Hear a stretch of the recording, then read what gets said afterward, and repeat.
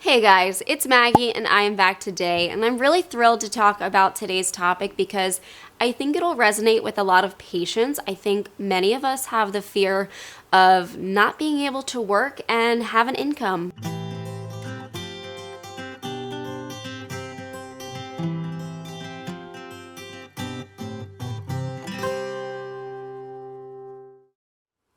Before we really deep dive onto this topic, I wanted to ask you guys, I wanted to kind of gauge interest in something I've really been interested in talking about on YouTube for a while now, and I guess it can be sort of a funny area for some, but I'm also recognizing more and more every day that as patients, we kind of have this side effect that our finances can really struggle because of being a patient. The way that I describe it to a healthy person is like, say you just bought a brand new house and everything goes in it. Your water heater, your dishwasher, your washer and dryer, your fridge, everything needs replacing. It's this unexpected cost, and it just seems like it's never ending. There's always something else, a new cost that you're gonna have to pay for. That's what it's like having a chronic illness. It's just a constant thing in the back of your mind, like, what is my next expense? What other thing am I going to have to pay for that I probably can't afford? Being a patient is so freaking expensive. It can be so stressful dealing with it. Something I would really be interested in talking about on YouTube, only if you guys are interested, of course, so please comment below if this is something that, you think you'd be interested in, is talking about finances when it comes to chronic illness, how to make money as a patient advocate, how to make money as a patient that maybe isn't active online, how to budget, how to understand insurance better and kind of hack the system a little bit. My interest in this, in finding like multiple streams of income, really took off when I left bedside nursing, which is what I'm going to talk about today, because I got sick and I needed surgery. And being a bedside nurse, I made decent money for the time. It was livable and we could pay for all of our things. But it was definitely a stress for me when I realized, or as I started to realize, I'm getting sick. And I know that there's going to be a tipping point where I'm not going to be able to do this anymore. So I really kind of delved into it and figured out, okay, how can we be okay? How can we be okay financially when I might not be able to work in person anymore? So that is something I am super interested in. And if you guys would be interested in that as well, I know that not everybody posts on social media. So I have spent a lot of time looking into ways for patients to make money essentially and save money and things like that, because we certainly spend a lot of it. We really do. So tell me if you're interested in this topic. I could make a whole dang series on it. So this video right here may be the introduction to that video. It would probably wind up in a playlist. So anybody who is just struggling, I think we all are, they could look at it. But let's talk about working, especially in person, 9 to 5, or, well, for me, nursing was not a 9 to 5 job. It was a whenever they needed me sort of job.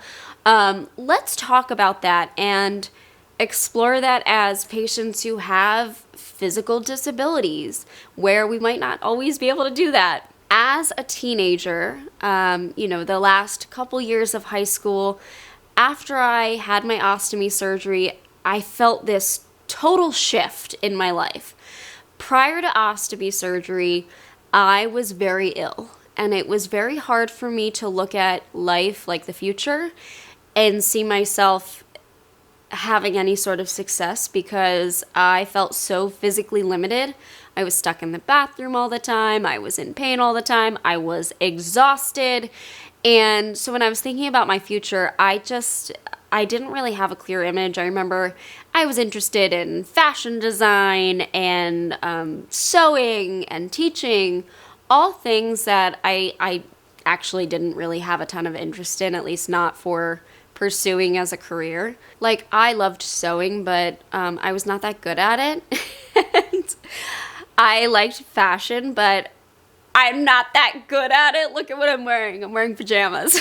But after I had ostomy surgery, the whole world flipped for me, and I was stronger and I had more energy and I just felt better, and I could do so much more that I had not been able to do for years. And so I think the attitude I got was maybe a little bit dangerous for myself, but I also think it was a really positive thing for me at that time. I felt like I could do anything, and I was just good to go. My health was, I felt invincible, and I felt like whatever I put my mind to, I can do it. That's not necessarily a bad way of thinking, but it's not realistic. And I think being a patient, especially with a chronic illness, something you'll have the rest of your life, you really have to be realistic, because chronic illness does have limitations. And I've really tried to shift that on my channel, because it's showing people that I can do all the things. I'm not limited at all.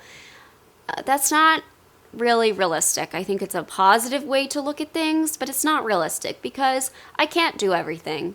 I know that. It just took me some time to realize that as, my health sort of started to go downwards again after ostomy surgery.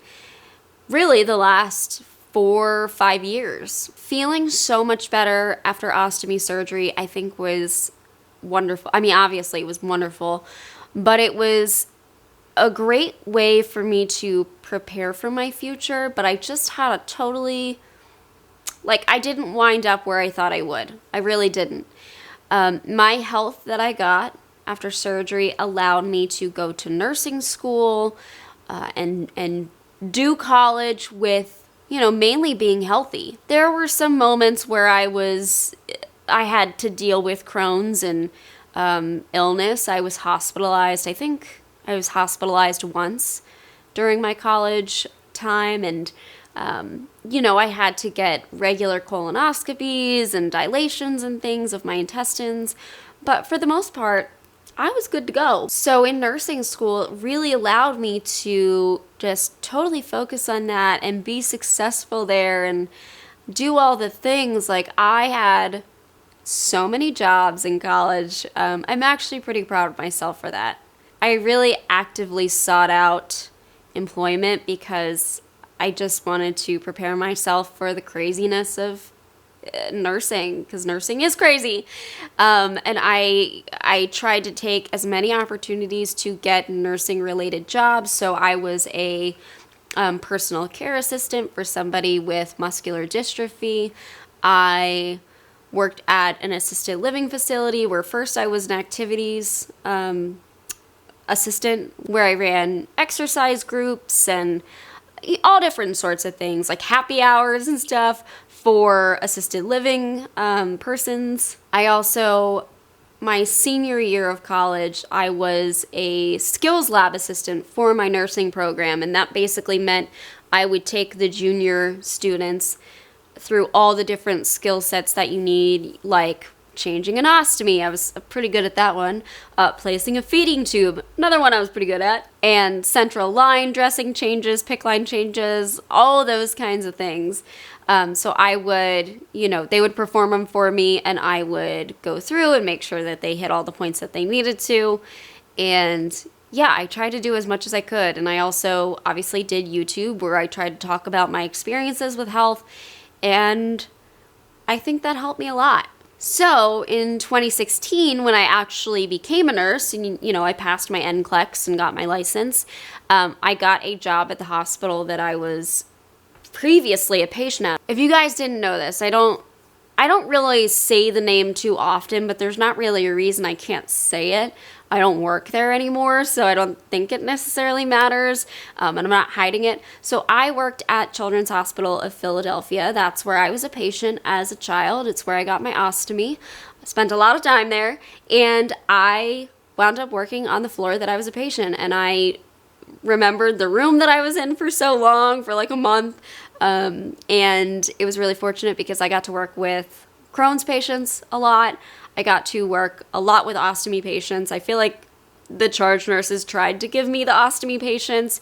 It was a really wonderful experience. It was awesome because the nurses on that floor, it seemed like, I don't know if this is like common across all hospital units. We had 5 or 6 nurses with some form of inflammatory bowel disease. I was the only one with an ostomy, but a few of them had resections. Some were on different medications that we gave, so we could kind of give all of our experiences to our patients and help them through, because we had our own experience with, infusions and feeding tubes and all that fun stuff. It was not just a GI floor, though. It was also endocrine and metabolism. So I dealt a lot with type 1 diabetics and hyperinsulinism and, pancreatic issues and stuff like that. And then metabolic patients, which are just complicated. They were the hardest to understand. So it's just a very complicated and extensive field. But I cared for those patients too. And it was such an awesome experience. But that is when I started to notice my colon and rectum really giving me trouble. And it started where I was feeling the urge to go to the bathroom despite having an ostomy very often during my shift. And there were some points where it was urgent. It was like I'd be in a patient's room and I'm like, am I going to have an accident right now? Like, is that possible? And sometimes I would run to the restroom and I would have a lot of mucus, unfortunately, come out of my disconnected colon, which is, you're supposed to have mucus come out, but it was like pouring out a lot. So that started, and, I started to explore. I became involved with another company that has now since closed, from my understanding.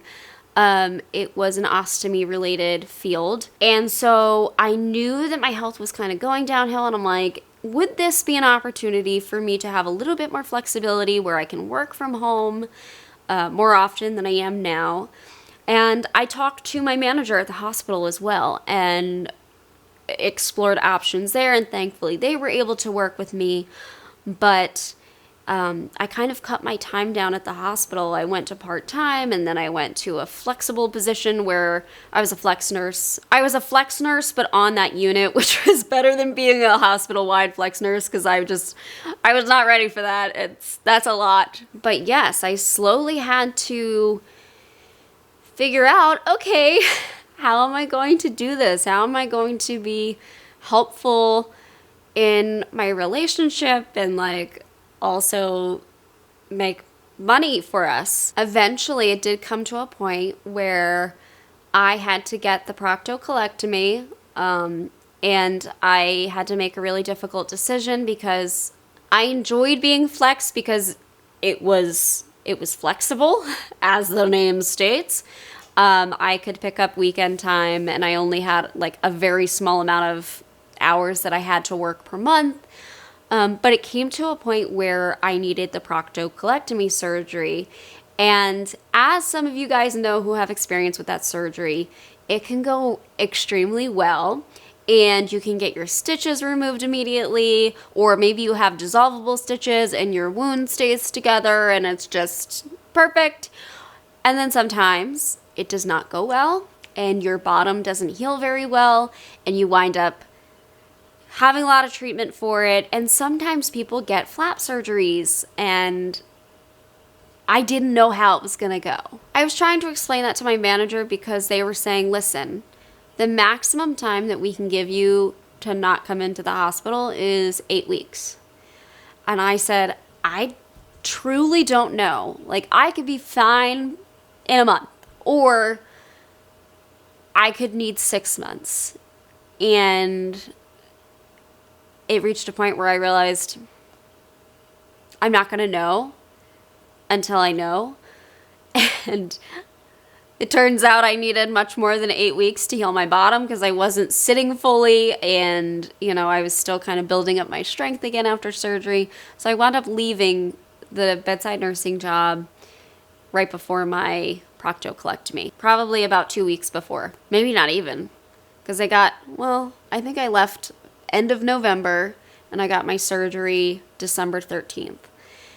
That was such a hard decision to make, but I think it was the right one. And so taking my whole story in, taking my whole experience with this, it makes me realize that to answer the question, can you work with a chronic illness? Yes and no. I had moments where I was healthy and so physically capable. And yes, I could work. I could work a standard 9-to-5 job. But then there were points when I realized I couldn't. And I just wasn't physically able to. I was running to the bathroom too much, and my physical strength started to go down. I've mentioned this moment before on YouTube. The moment that I was like, I'm really struggling at being a nurse was when I went to pick up either a toddler or an infant or something. I was picking a baby out of a crib, picking the baby up, and I was struggling. And I think I either had to get the parent to help me, or I just really struggled through it to lift this baby. And I was like, oh my God, this is a small child, Maggie. I'm pretty small. I'm barely 5 foot. But that was the moment. So I knew that I was not capable in that moment of all types of work. But it did open up other opportunities to me for much more flexible work that I could do mainly from home, a job that really understood the patient life because it was an ostomy-based company, so clearly they knew all about it. It gave me that opportunity to just have more flexibility. But I know that that's really hard for people to find. So when it comes down to can you work or can you not, it depends on so many factors. Your health status, what opportunities are available to you, how much you're able to work. So it's such a complicated topic. I'm very fortunate now that I have opportunities that are mostly flexible. Some require travel, which is a lot easier for me to do because I can schedule things a little bit easier. If I know I have some sort of trip coming up in the future, I can schedule my appointments around it, and there's a lot of planning, whereas it's a lot harder if you have multiple appointments. Like me going to get fluids every couple weeks, I wouldn't be able to take off every other Thursday to get fluids. You know what I mean? I really do think for some it is a mindset adjustment, especially if your chronic illness came up later in adulthood, you didn't have it as a child. It is such a shift from being able to participate in just about whatever you need to or want to having to balance it with your illness and the appointments that go along with it, and just the time you have to take when you're feeling awful. I know some people can push through pain and, their different symptoms to do their jobs, and to an extent I can do that. But, to an extent, when I'm nauseated, I'm useless. Don't call me. Leave me alone. You will get nothing from me because I can't focus. The only thing I can focus on is trying not to throw up. You know what I mean? So, yes, I wrote some notes for this video because I really just wanted to answer that question, can you work with it? But that's, as I got into it, I was like, you know what? This is an issue that so many patients have. Not just can they work, but can they support their life? Can they buy food? Can they afford their medical bills? Can they afford a home? Things like that. And I'm like, that, I know that that's kind of a universal problem right now. I think more than just the chronic illness community are experiencing that, but the chronic illness community is really experiencing that. So I thought if I could create a video series or something where we talk about that and maybe come up with some solutions for people, I don't know, just to ease it a little bit, that might be helpful. Because I do like to do a lot of education about, education and talking about my experience. I like to focus a lot on my experience because I think it's the most knowledge that I can share, or like real knowledge that I can share. I think that kind of education and experience sharing is super helpful because people do feel alone when it comes to this stuff.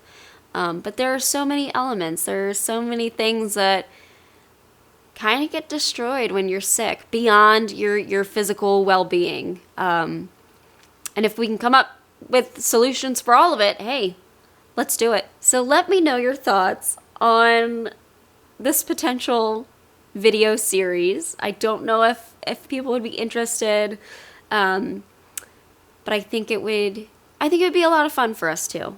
And yeah.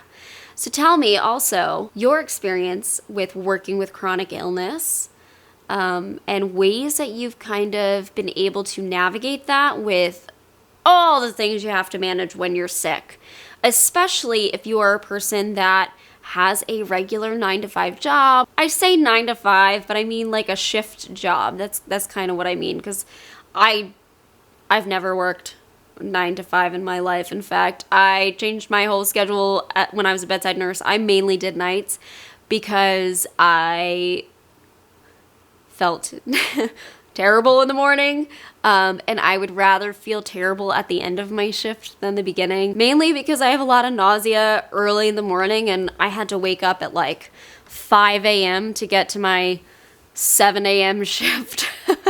And the whole morning until about 9 a.m.